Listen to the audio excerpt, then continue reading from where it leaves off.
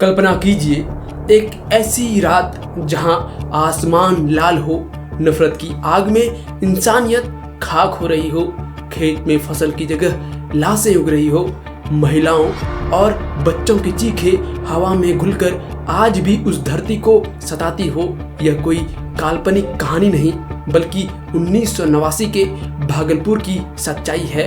बिहार के इतिहास का सबसे भयावह नरसंहार, जहां नफरत ने इंसान को हैवान बना दिया। उस घटना को आज 36 साल बीत चुके हैं, लेकिन न्याय की लौ अभी भी मध्यम है। नमस्ते, मैं कृष्णा ठाकुर आपका स्वागत करता हूं वॉइस ऑफ क्राइम के एक और फ्रेश एपिसोड में।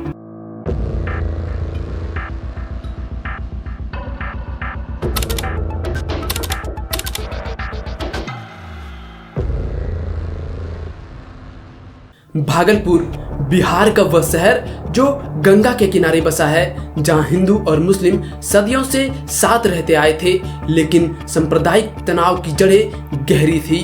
1924, 1936, 1946 और 1967 में यहाँ दंगे हो चुके थे। 1989 में राष्ट्रीय स्तर पर राम जन्मभूमि आंदोलन जोर पकड़ रहा था। विश्व हिंदू परिषद वीएचपी ने अयोध्या में राम मंदिर निर्माण के लिए रामशिला पूजन का अभियान चलाया, जिसमें देश भर से ईंटें इकट्ठी की जा रही थी। भागलपुर में भी यह प्रक्रिया 24 अक्टूबर को शहर में पहुंची, जहां 5 प्रोसेसन ग्रामीण इलाकों से आकर मिलने वाले थे। यहां प्रोसेसन उस भीड़, उस जुलूस को कहा गया जो रामशिला पूजन में निकले थे। अगस्त 1989 मुहर्रम और बिसहरी पूजा के दौरान झड़पें हुई। फतेहपुर गांव में 22 अक्टूबर को एक रामशिला प्रोसेसन पर ईंटें फेंकी गई और आगजनी हुई। अफवाहें फैली कि मुसलमानों ने 200 हिंदू छात्रों को मार डाला और उनके शव संस्कृत कॉलेज के कुएं में फेंक दिए। एक और अफवाह थी कि 31 हिंदू लड़कों की हत्या कर दी गई। ये अफवाहें अपराधी तत्वों द्वारा फैलाई गई जो राजनीतिक और आपराधिक प्रतिद्वंदिता का फायदा उठा रहे थे। 24 अक्टूबर का दिन रामशिला प्रोसेसन शहर की ओर बढ़ रही थी। पर्वतीय इलाके से एक प्रोसेसन मुस्लिम बहुल इलाके ततारपुर से गुजरी।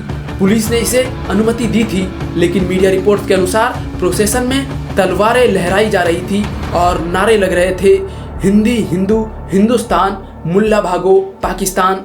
और ऐसे ही कुछ नारों के साथ प्रोसेसन उत्साह से आगे बढ़ रहा था कि तभी एक हाई स्कूल के छत से क्रूड बम फेंके गए, जिसमें 11 पुलिसकर्मी घायल हो गए और यही ट्रिगर था।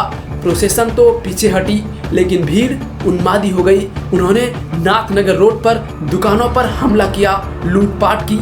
असनतपुर में मुस्लिम बहुल क्षेत्र के छतों से गोली चलाई गई। इस झड़प में पर्वतीय इलाके में लगभग 40 मुस्लिम की जान गई। गौशाला में भीड़ ने कई मुस्लिमों को मार डाला, संपत्ति नष्ट की, कर्फ्यू लगा दिया गया, लेकिन हिंसा रुकी नहीं। 25 अक्टूबर को 8000 की भीड़ ने मदनी नगर को लूटा और तबाह किया। वह मुस्लिम बस्ती भूतिया शहर बन गई। कांजिया ग्राम पर हमला हुआ। भटोरिया गांव में 25 और 27 अक्टूबर को मुस्लिमों को मारा गया। हसनाबाद में शाही मस्जिद को नुकसान पहुंचाया गया। मलिका बानो चंदेसरी गांव के रहवासी ये बताती हैं कि उस दिन 27 अक्टूबर को हमारे गांव पर 3 तरफ से हमला हुआ। मस्जिदों में आग लगा दी, घर जला दिए। हमें आर्मी मेजर जेपीएस विर्क ने शेख मिन्नत के घर में शरण दी, लेकिन अगली सुबह हमलावर आए। उन्होंने हमें बाहर निकाला, तालाब की ओर ले गए और मेरी टांगे काट दी गई, लेकिन मैं बच गई। मीडिया रिपोर्ट्स के अनुसार 61 शव तालाब में मिले। चंदेसरी में मस्जिद बनाने का विरोध पहले से भी था। हमलावरों ने कई लोगों को मार डाला और शव तालाब में फेंके। इसी तरह लोगाय गांव में assistant sub inspector Ramchandra Singh के नेतृत्व में 4000 की भीड़ ने 116 लोगों को मार डाला, जिनमें अधिकतर मुस्लिम थे। शवों को दफनाया और ऊपर फूल गोभी के पौधे लगा दिए। 22 दिन बाद दिसंबर में डीआईजी अजित दत्ता के आदेश पर खुदाई हुई और लाशें निकली। यह दृश्य आज भी तथाकथित हिंदू सोशल मीडिया पर कॉलीफ्लावर मीम्स के रूप में इस्तेमाल होता है। इस घटना में पुलिस की भूमिका सबसे शर्मनाक थी। Superintendent KS. द्विवेदी पर मुस्लिम विरोधी पक्षपात का आरोप लगा। उन्हें ट्रांसफर किया गया, लेकिन प्रधानमंत्री राजीव गांधी ने पुलिसकर्मियों और वीएचपी समर्थकों की भीड़ के दबाव में फैसला पलट दिया। कई जगहों पर पुलिस ने दंगाइयों की मदद की। आर्मी 26 अक्टूबर को आई, लेकिन तब तक नुकसान हो चुका था और कई जगहों पर तो पुलिस आर्मी को गुमराह भी कर रही थी। और 26 अक्टूबर को ही 70 लोगों की भीड़ ने जमुना कोठी पर हमला किया, जहां 44 मुस्लिम छिपे थे। तलवारें, कुल्हाड़ियां और हथौड़ों से 18 लोगों को मार डाला। आधिकारिक आंकड़ों में 1070 मौत, 524 घायल और 15 ब्लॉक्स प्रभावित हुए। 11,500 घर जले और 48,000 लोग विस्थापित हुए। पर ध्यान रहे, यह आंकड़ा सरकारी है। PUDR people's union for democratic rights के रिपोर्ट के मुताबिक 93% मरने वाले मुस्लिम थे। दंगों के बाद जांच शुरू हुई। बिहार सरकार ने 3 सदस्यीय कमीशन बनाया। जस्टिस CP सिन्हा और S शमसुल हसन 1995 की रिपोर्ट ने पुलिस को दोषी ठहराया। द्विवेदी की नाकामी पर उंगली उठाई। 142 FIR, 1283 आरोपी, लेकिन ज़्यादातर केस बंद हो गए या बरी हो गए।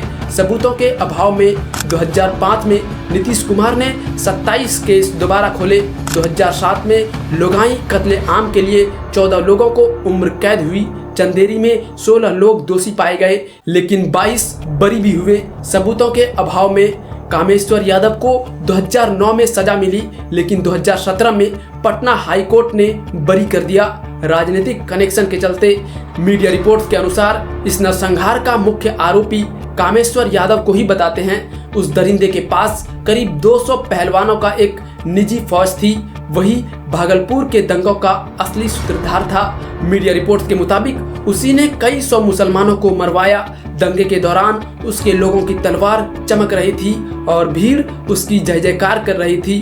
वह खुद को तथाकथित बिहार का सबसे बड़ा हिंदू नेता कहता था, लेकिन उसके हाथों पर कई निर्दोषों का खून लगा था। 2015 में NN सिंह कमीशन की 1000 पेज की रिपोर्ट ने कांग्रेस सरकार, प्रशासन और पुलिस को दोषी ठहराया, लेकिन न्याय अधूरा रहा।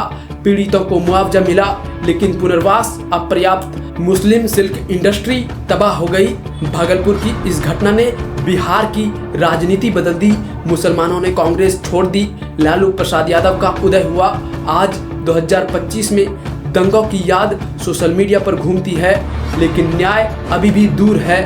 भागलपुर की यह कहानी सिर्फ मौत की नहीं, बल्कि टूटे सपनों का भी है, जहां खेतों ने लाशें उगाई, लेकिन क्या हमने सबक सीखा? नफरत की राजनीति आज भी जारी है। न्याय की मांग अधर में लटकी है और पीड़ित इंतजार में है। आप इस घटना के बारे में क्या सोचते हैं? नीचे कमेंट करके जरूर बताएं। मिलते हैं अगले वीडियो में। नमस्ते, जय हिंद।